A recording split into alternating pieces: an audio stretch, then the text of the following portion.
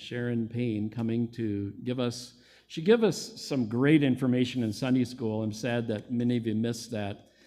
Took us through how God had called her and confirmed her call, cemented her call, and then is using her continually to just use God as her, the glory belongs to him, amen. 40 years she's been in ministry, and she is here to report, give us some information. You're going to see some cool pictures, and one looks like from a blast from the past, right? Starting off. So Sharon, why don't you come and share with us? God bless you as you come. Lord bless you.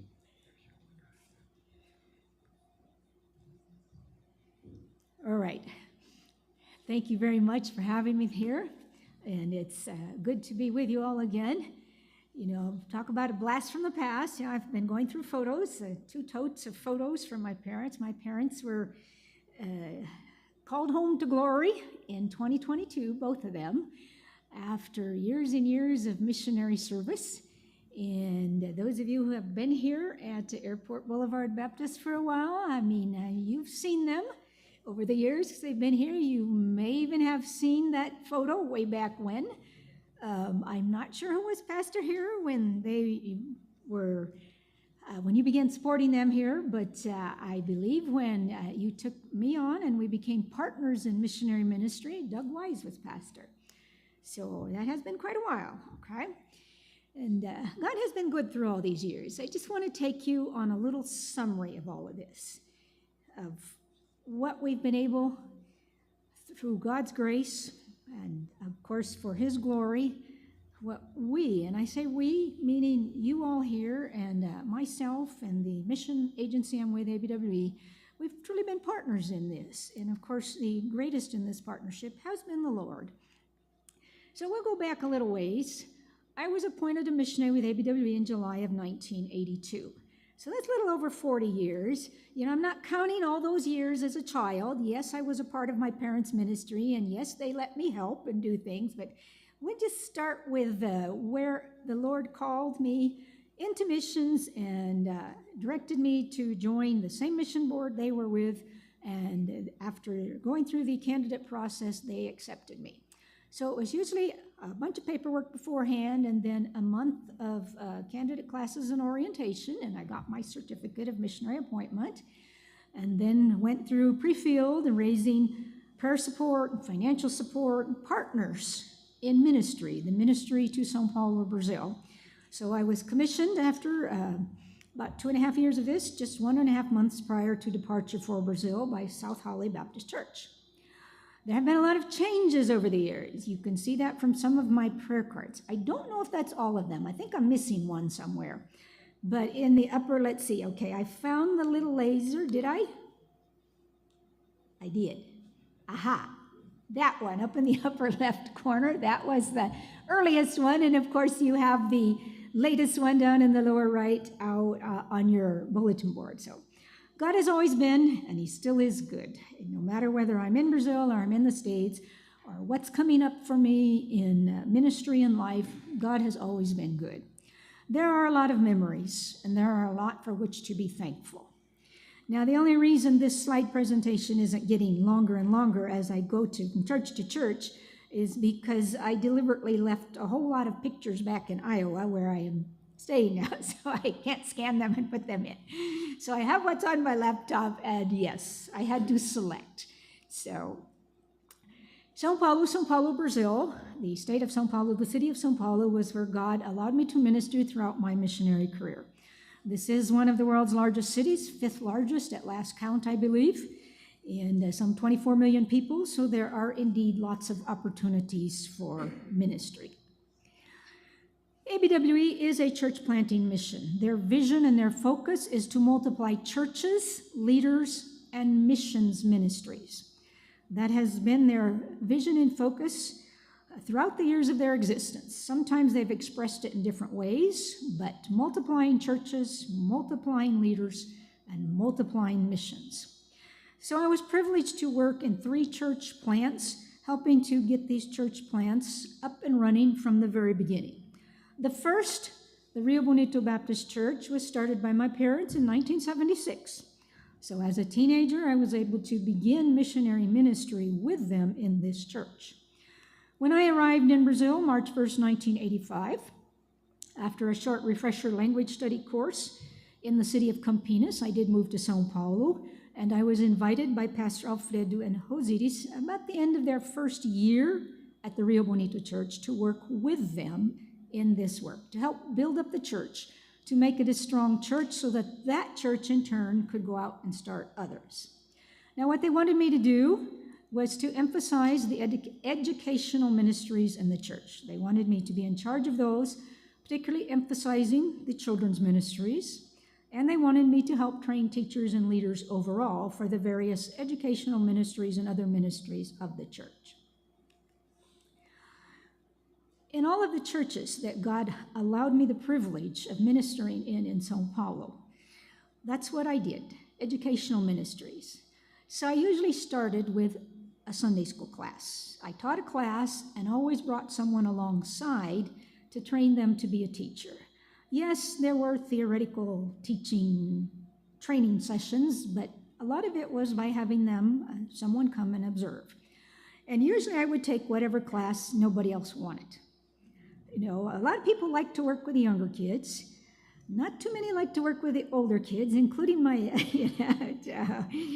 which was the opposite of our family. My mother always enjoyed working with the older kids, so when I worked with them, I usually taught the younger ones.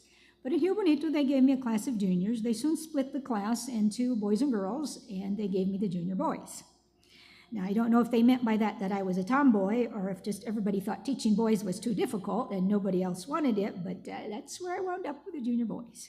And we had a lot of fun. And through that class, those junior boys, I'll show you one later on, I was able to identify one that would, again, be a leader in ministry. So working with children, this is where I started out. The Lord brought these children and preteens into my life, and He showed me which ones that He wanted me to disciple, to mentor, to work with, so that they would be leaders in the church after I left. One of these was Ana Paula. Rio Bonito wanted, besides their Sunday school, they wanted to have some sort of Saturday activity for children. And we did start off with Awana, which emphasizes evangelism and discipleship through Bible memory, basically, Bible study and memorization of the Word of God. Okay, that's it in a nutshell. You do have to keep records. There are a lot of records with that because there are small prizes the kids earn as they work their way through their workbooks and things like that. So we did need quite a few leaders, so there were many opportunities for training. And one of these was a young woman named Ana Paula. Now, she was just 13 when I realized that she had been saved for a while, she was coming faithfully, and that she needed to be serving the Lord in a capacity as a junior leader. But she was very shy. I thought about that for a while. And I thought, now what can she do? You know, I talked with her and she said, well, yes, I want to help, but I don't want to teach. Okay, I get that. So what can she do? And then I saw her handwriting. You know, this was in the days before computers, so records were handwritten and I was doing them, and my handwriting is atrocious. She had lovely handwriting, just beautiful. And I said, here you go. And I hated record keeping. I really did. So I said, okay, how about if you keep records? You know, we have to keep track of the kids' progress so that they will win their awards. And it's an incentive for them to keep coming and to keep working. Oh yeah, sure. And she realized through that she could serve the Lord. It wasn't necessary to be up front and teaching, but she got a taste for leadership, for ministry. And eventually, she did become the leader and the teacher of that Awana group when I moved on to another church. There were always, in Brazil, there are not a lot of opportunities for children's ministries. So we always had some sort of vacation Bible school every year, and in every church, we also always had a Children's Day event, and that, by the way, is today, October 12th. It's Children's Day in Brazil. So yesterday, they would have had something, Saturday the 11th for that, okay? And again, it was an opportunity to put leaders in training to work, especially these younger ones, the teenagers who are willing to get out there and say, okay, I want to serve the Lord. How can I help? And so I was able to train them through that. Rio Bonito, being a middle-class church, there were also opportunities for group training where they invited other churches to come to Saturday workshops. They also held for many years, to help train their own leaders and some from other churches, a small Bible institute. And it was a 2-year course where they had courses in Christian education, my field, training teachers, but they also had general doctrine and Bible courses as well. And so I was privileged to use that as well to help train teachers, not just for the Rio Bonito work, but for other area churches. And then there were the opportunities. I, being a single woman, there were opportunities to work with women, to train and to mentor and to disciple them. So this was a little more involved than just having them work alongside me.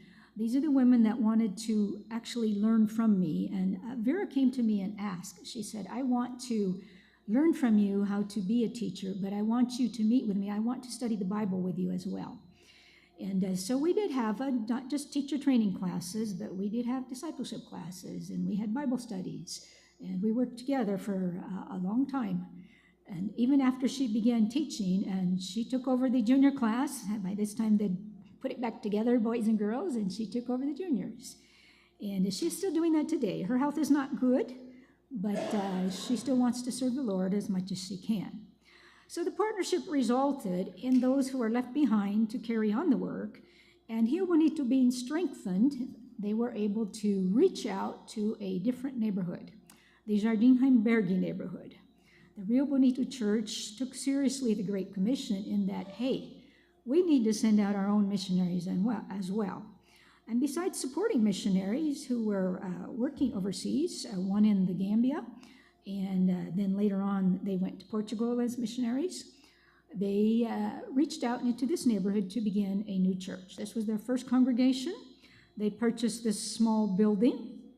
Later on, they were able to purchase the lot behind that building, going up the hill, and to build a much bigger building. Now, it wasn't finished in this slide, and they still have parts of it that are unfinished, but they were able to, with help from ABWE and Baptist Mid-Missions, able to build a place where they could hold services and have more people.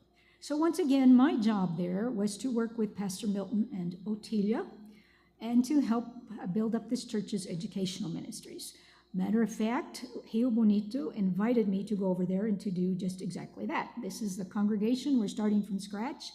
Sharon, we want you to do the educational ministries. And they invited Pastor Milton and Otilia, who were attending at Rio Bonito, to come be the first pastor of this church. Now, a little detail. He worked for years in civil construction. Started off as an apprentice bricklayer, a mason's assistant, I guess you'd call it. Worked his way up to supervisor, retired, went to seminary, and got his pastoral theology training. And this was while he was attending Rio Bonito, and then he became the pastor of this church. So God was busy raising up a pastor for this church even before Rio Bonito was in a position to start it. I don't know if I was promoted or graduated, but instead of juniors, this time I got junior high. So once again, nobody wanted them. So I don't know why they think the kids are so difficult, but we had a great time, and you can see that the kids worked hard, okay? And the only girl in that class, she is still with the church. You're going to see her later on, but this Sunday school class was one of the opportunities God gave me to identify those who could be leaders in the church after I left.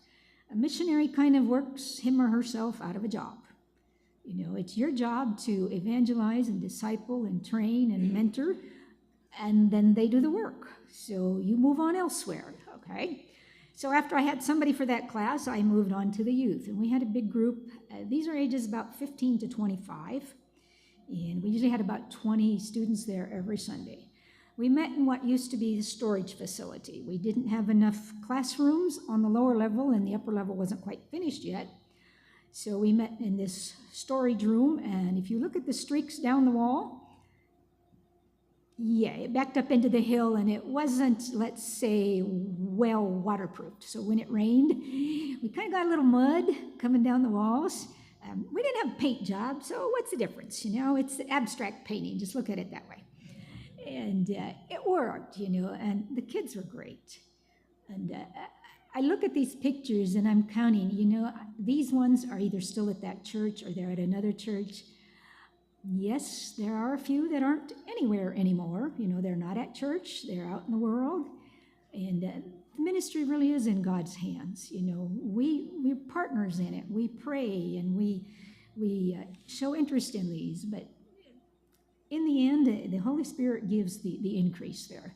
So you see Marcia off to the right. Once again, VBS was a good chance to put into practice what they were learning in classes and what I was training them to do as well. Practical training, not just practical training, but Bible studies as well.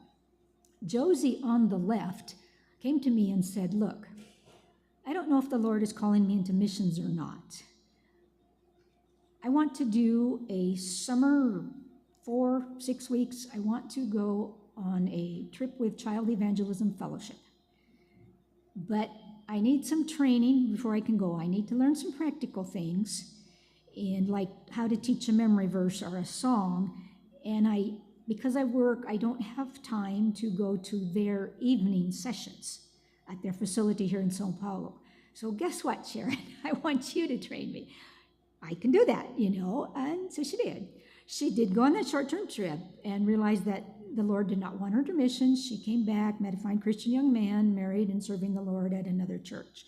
But again, this is the ministry is not just to one particular church. It's multiplying churches and leaders overall. And then again, there was a woman who came alongside and said, okay, we know you're moving on to another church soon, Sharon. I was 10 years at Rio Bonito, 11 years at Jardim Heimbergi, and Dina came to me a few years before I left and said, okay, we're going to need a Christian education director after you leave, and I want you to teach me to be that person. And okay, I can do that. And so we did have our Bible studies, we did have our discipling sessions, and we did have a lot of training sessions. Not just in how to teach and how to teach others how to teach, but again in organizing and administering what eventually is a large department, an educational department in a church. And so I left, and Dina is still there. Her one constant prayer request all these years was for her unsaved husband. Now, he died about 3 years ago, maybe 4, I think, and he was much more receptive at the end, and she thinks she's not sure though, that he may have accepted the Lord just before he died. We won't know until we get to heaven, but she was a faithful witness to him all of those years, and yet still ministered in church. So from Jardim Heimbergi, I moved on to the third congregation. It was Rio Bonito's second, and so my third church plant. This was the first, actually the only time I worked with ABWE colleagues in a church plant, other than my parents back long ago, okay? We began meeting in this garage. It was the home of Jose Carlos, his daughter Rubianne, and wife Silvana. And they were attending the Rio Bonito Baptist Church, invited Pastor Alfredo out for Bible studies in their home. And after a few months of Bible studies, they said, okay, we have us here, we have a Christian neighbor, we have a couple other people interested. Can you start a church here?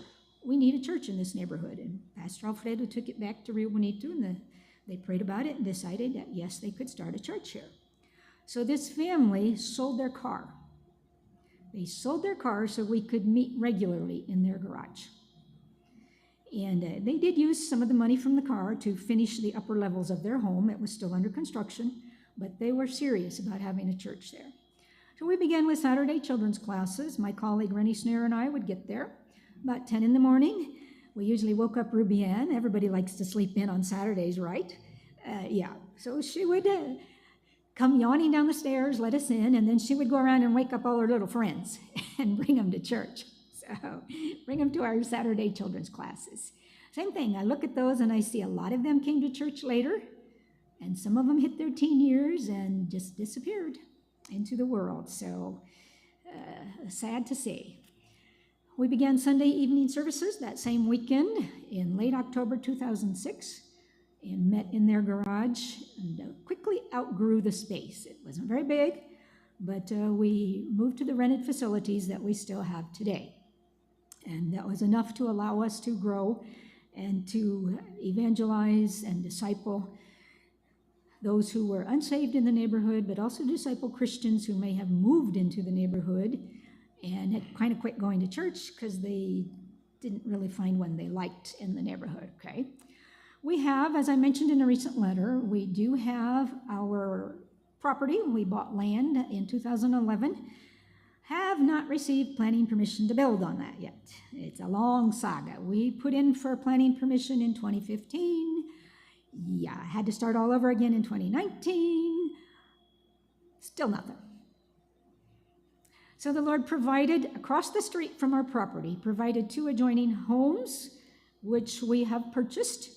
And we do need some additional funds to renovate them because they are not designed for a church where there are structural renovations involved and knocking 2 into 1, so we'll have a larger space to meet. And that's where the church is, still in the rented facility, but New Song Baptist Church is working on this. In terms of American dollars, they need about $25,000 yet for those structural renovations. So they have about a third of what they need total. Okay, so not a whole lot there. They're still lacking, and they're working on it. Pastor Douglas and Eliani came to us in 2019, and their daughter was born 2023, so here she is a year old here. And when they came, and especially after Elise was born, Pastor Douglas said, okay, Sharon, I know you've been working with the education department all these years. I want you to keep right on doing that. I mean, you're in charge of that because to see this church really grow, I want to be heavily involved in evangelism and discipleship, and I want to train others to be disciplers, and I want to work with the men and the couples. And my wife will be with me in these ministries, the couples, but she will be working with the ladies and training them to reach out other women. And of course, she will be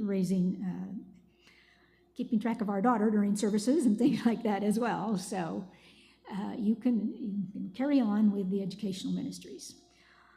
He knew I could do that because he was one of my students in the regular Baptist seminary where I taught Christian education classes. So he had teacher training from me.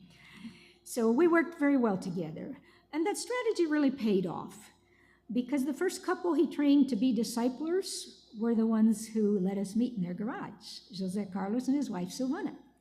And they reached out to neighbors of theirs, a young couple, Raymond and Rayanne, and evangelized them. They were saved and discipled them and were able to see them baptized in the church. So this is how New Song Baptist Church is growing.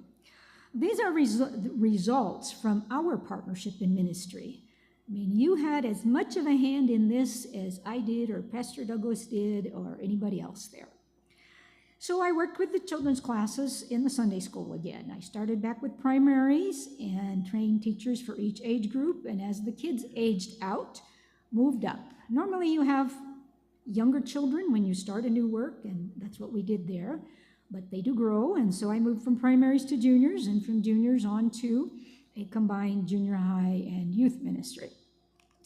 And when we started the youth Sunday school class, I was the teacher. After about 3 years of that, they wanted to have a Saturday youth ministry. And I looked at Pastor Douglas and said, I don't think I have the energy for a Saturday evening youth ministry. I was still working with the children at New Song during the day, and I said, I don't think I have the energy to come at 10 in the morning and stay till 10 at night. That's, I'm sorry, you see these gray hairs? I've come by them naturally. But he quickly said, you don't have to. I've been working with couples in the church, and I've been working with, let me see if I can get this, okay? So Vanessa there in the front. Does that show up when it gets there? Oh, I have to point over here. There we go. Okay. I'm pointing at the back one, and of course you can't see it back there. So Vanessa there in the front row, kneeling in the jean jacket, and her husband, you can just see his head in the back, Marcos, Pastor Douglas had been working with them and discipling them, and he said, they want to do the youth Saturday evening youth ministry, and they want to do the youth Sunday school class, but they don't have any teacher training. They don't know how to teach a lesson. I can help them prepare short devotionals, and you can do that too. And I can show them what else goes into a youth ministry and what they need to be doing on Saturdays and how to organize and administer all of that. But I need you to work with training them to be teachers. So they were the teachers, and they are still teaching and working with the youth group. And this was one of their first Saturday evening church service. They brought the youth to the point where they could plan and conduct a church service. And they decided to hold it on a Saturday so that all of them could be there, and perhaps more of the parents and things would come if it wasn't a Sunday and interfered with their soccer watching or something.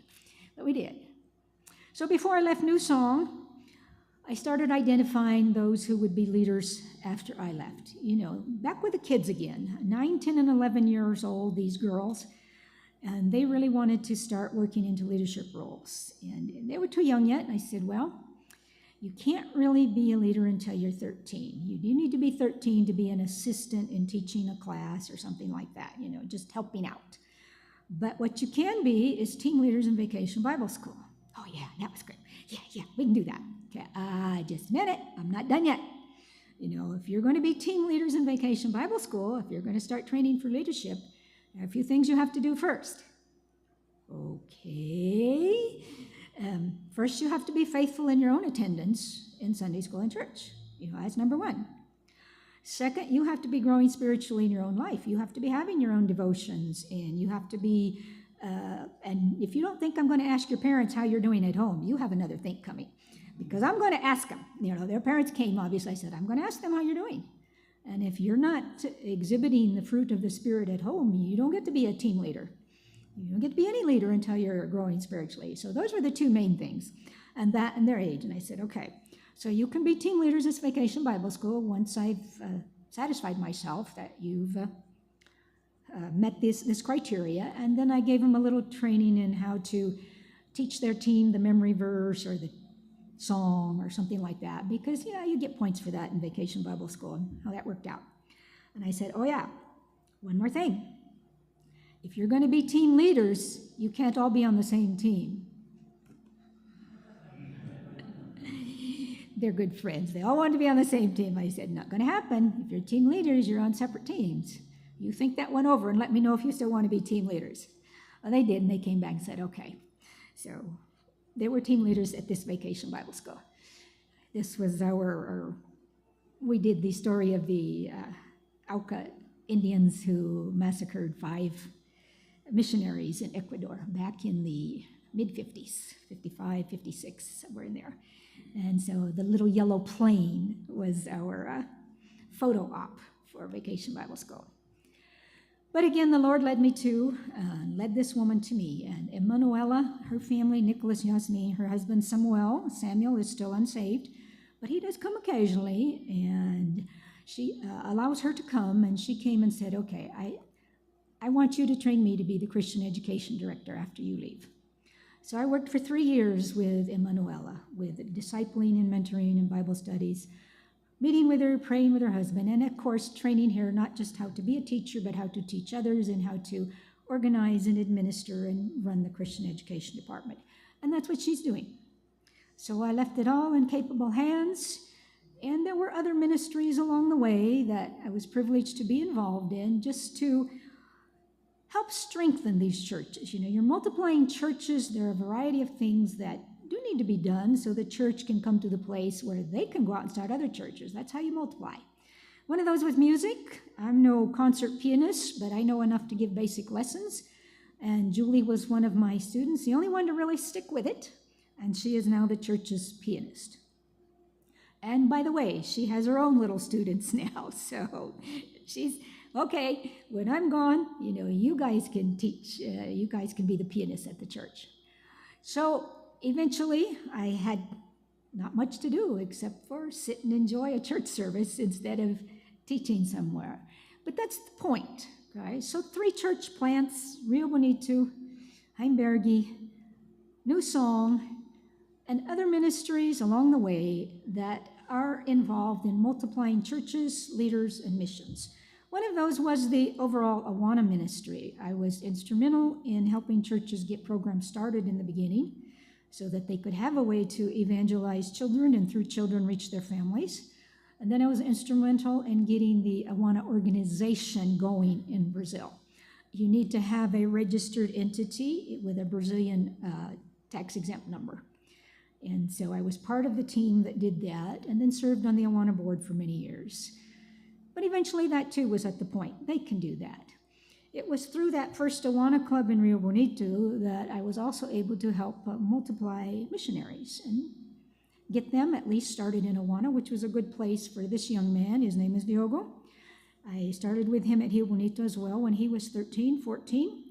And he eventually candidated with Awana Brazil and became accepted and became the Awana missionary responsible for all of the southeast region of Brazil. He did that for many years, and there are still clubs going that he started and helped strengthen.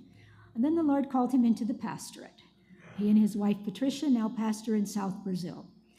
Now, before I left Brazil, I did contact some of these people and ask for up-to-date pictures. Didn't always get one. That little girl there is 16 now. Okay. But there you go. But they're still in ministry, and God was privileged to allow me to have a hand in helping to disciple and mentor this young man. Okay. There was also an invitation during the first 4 years there to work with the Regular Baptist Seminary of São Paulo, now called the Logos Baptist College, where once again I taught Christian education courses. I was invited to direct the Christian education department, and when they revamped their curriculum, to help them set up the new curriculum, what would be the new courses that students would take and all of that. And did that for many years. But again, all of that comes to an end. The Logos Baptist College has its national accreditation for its in-person courses, not its online accreditation yet. They're still working on that. But I was teaching in-person courses. My degrees are all American. And although I could teach as a volunteer, I could not teach regularly anymore because my American degrees are not going to be recognized in Brazil. So it was a good thing that I'd been working all these years on training others. And the Lord brought into my life many, many, many fine young men and women that I was able to help become better pastor teachers, Sunday school teachers in this seminary. And Messias and his wife Andresa were two of those. Two of my early students went on to the pastorate for many years, came back to São Paulo. They are still pastoring a church, but he is also the director of the Logos Baptist College's Christian education department now. And when he took over from me, he sent me his first, okay, this is my first course outline and syllabus. What do you think? And I'm like, what do you mean what I think? You know what you're doing.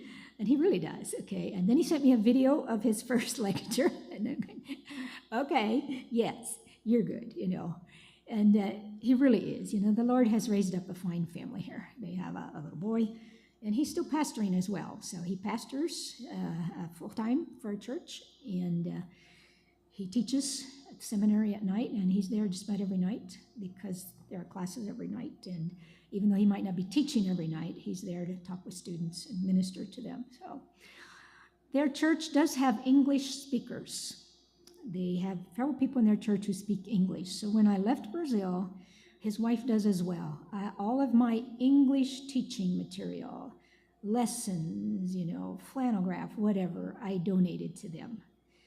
And because I know they will use it, and she's busy cataloging it, and so they can have access and use it in their churches. Okay.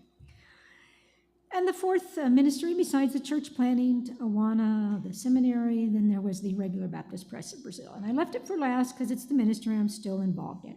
So I served on the board for many years, but I have been editor of Sunday school material for many, many years as well.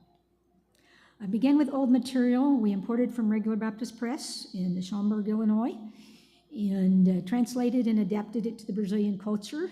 And we were working, when I arrived in the 80s, they were working on material that they had received in the 60s, some of it in the 70s. And, it's a slow process to translate and adapt for all age groups. And they were still working on it, so I was working with the last little bit of the junior material. I was translating some of that, writing some of it from scratch if we didn't have enough to translate that wasn't adaptable to Brazilian culture, and finished that out my first 4 years there. But you can see when it's from the 60s and 70s, it's already old. So in 2006, we formed a committee to produce new Sunday school material in Brazil, because it was readily apparent that it was not a matter of simply updating the old. There was too much to be done, and that being in the days before computers, that was all cut and paste too. It was paste up, and you got your reverse negatives from the print shop. I don't know how many of those I looked at. Blue paper with white ink, and you'd go look at those. That was your final proofread before you actually printed that Sunday school manual. And since I lived near the print shop, I was the one who always went down there. Oh, we've got this ready. Okay, come down and read it, okay.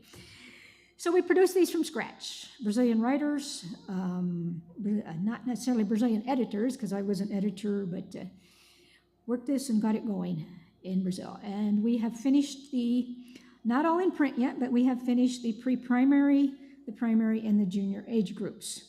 And once we had just a little bit done, we conducted workshops as well to present this new material to the churches. Now, we did not change Bible content. We did not change Bible doctrine. That is what it was before, solid biblical doctrinal foundation. But we did change the look. We did change the feel. We did change a lot of the culture. Illustrations had to be changed. So there was a lot of work involved in taking that old material, and we could still use the content of it, even if not the culture of it. And it's doing well right now. The publishing house is busy printing what is left to print, and which is why we have begun work on Nursery Toddler. And I write this with a co-editor from Baptist Mid-Missions. And I do most of the writing, and she does more of the editing. Her computer skills are better than mine, and you are not expected to read that, but this is pretty much what I do. I spend 20, 30 hours a week on stuff like this, So I write it, and I let it sit a while, then I go back and write it again, and this is where I am.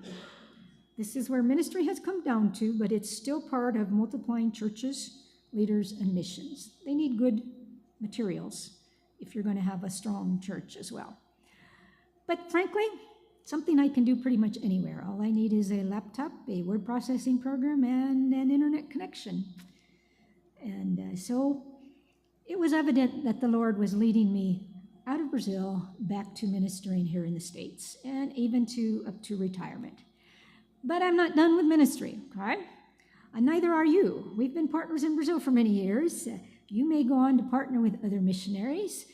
You will, maybe not in Brazil, but other places, and you will continue to minister here in this neighborhood. 2 Corinthians 5:18-20, I won't quote it all to you, but Paul mentions twice there the ministry of reconciliation.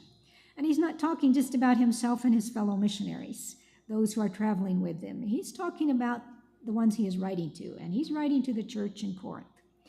And he also tells them that they are ambassadors for Christ, so they are to represent the Lord, and which is what I have done these many years, and you have done through me. And God has been very good to us in giving the increase, in the fruit that remains, and in leaving people behind to carry on these ministries. So what am I doing next? I will be retiring next year, March 1st, but I have relocated to Iowa, January 1st of this year, the city of Des Moines. I will be living there. I will be ministering in my nephew-in-law's church. He's pastor of a small regular Baptist church in New Virginia, Iowa. And when I tell you the town has a population of about 500, yeah, from 24 million to 500, okay. I can handle that and de-stress. But it's a very small church, but I will be ministering there. With one caveat, Des Moines had a very mild winter, and that New Virginia is about 50 miles away, So I'm driving almost an hour every Sunday to get to church, and that's okay, unless we have a really bad winter. I don't do ice and snow. I'm sorry about that. So I haven't actually transferred my membership yet, but that's where the Lord is leading me, so that's where we're going, all right? uh,